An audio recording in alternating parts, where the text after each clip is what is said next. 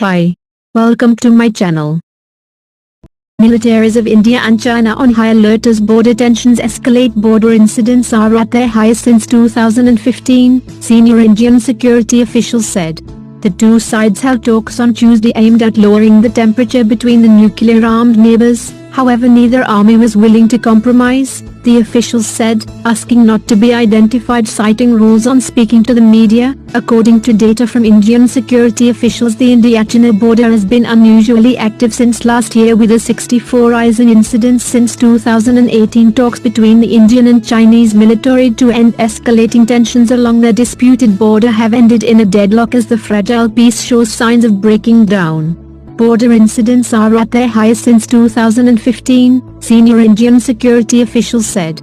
The two sides held talks on Tuesday aimed at lowering the temperature between the nuclear-armed neighbors. However, neither army was willing to compromise, the officials said, asking not to be identified, citing rules on speaking to the media. The armies are currently on a high alert at two locations along the line of actual control, the 3,488-kilometer, 2,167-mile, unmarked boundary between India and China.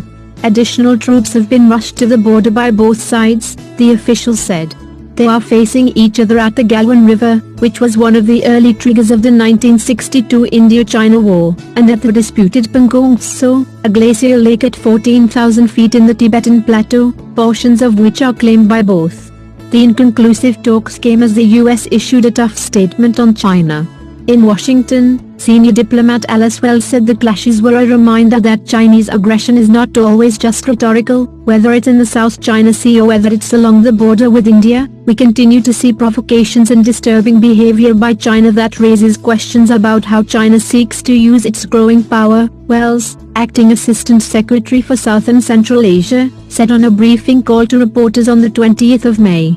China's Ministry of Foreign Affairs was not immediately available for comment. However, spokesman Zhao Lijian told reporters at a regular briefing in Beijing on the 13th of May, "We urge the Indian side to work with China, refrain from taking any complicating moves so as to create enabling conditions for the development of our bilateral relations and peace and stability in border areas. Any suggestion that Indian troops had undertaken activity across the Lak in the western sector or the Sikkim sector is not accurate," Anurag Srivastava, the spokesman for India's Ministry of External Affairs, said in a statement on Thursday.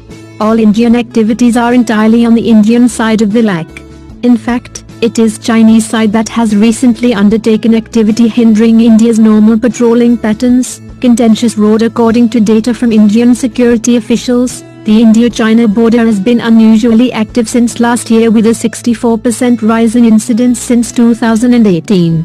Along the sensitive eastern sector, from Bhutan, stretching east along the Indian state of Arunachal Pradesh, incidents doubled last year in comparison to 2018. China claims a 2,000 square km stretch of land in this sector, which is defended by at least 20,000 Indian soldiers along with paramilitary forces. Border incidents in the western sector, stretching from northwestern Tibet, along the Indian state of Uttarakhand and the Union Territory of Ladakh, stretching to the critical Karakoram Pass, have witnessed a 75% rise in 2019. The Indian officials say China is objecting to a road it's building at the Pangong Tso that connects the disputed border. On the 5th and 6th of May, troops clashed on the banks of the lake, leaving scores of soldiers on both sides injured.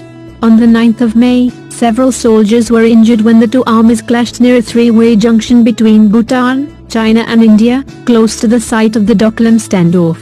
The Indian army would not comment on the tensions, with spokesman Aman Anand on Thursday referring Bloomberg to a statement issued on the 12th of May that acknowledged incidents of aggressive behavior along the border. "I take the current border situation very seriously," said Ashok K. Kanta, director of the New Delhi-based Institute of Chinese Studies and a former Indian ambassador to Beijing, adding that he didn't see these as isolated incidents but in conjunction China's aggressive behavior in the South China Sea. There is a larger pattern to border incidents. In formal summits, there had been a significant dip in tensions in 2018 that followed an informal summit between India's Prime Minister Narendra Modi and President Xi Jinping in the Chinese city of Wuhan. The meeting between the leaders, held after standoff of more than 70 days between the two armies on the Doklam Peninsula in 2017, was followed up with a second summit in Mamallapuram near the southern Indian city of Chennai in October last year. At that meeting, Xi and Modi agreed to give strategic guidance to their respective armies. That included less aggressive patrols on the border, informing the other side of incoming patrols, and more contact between local military commanders to reduce friction. In a recent interview with Bloomberg, India's Chief of Defence Staff Bipin Rawat said the strategic guidance was working, but noted a hotline connecting the top leaders of the two armies that was proposed as far back as 2013 would help reduce tensions. "I think the hotline between the two armies is required," Rawat said. Even though the two countries are in touch through diplomatic channels, he added, "We would like a military-level communication as well. Please save the trees and nature. Please subscribe my channel. Thank you."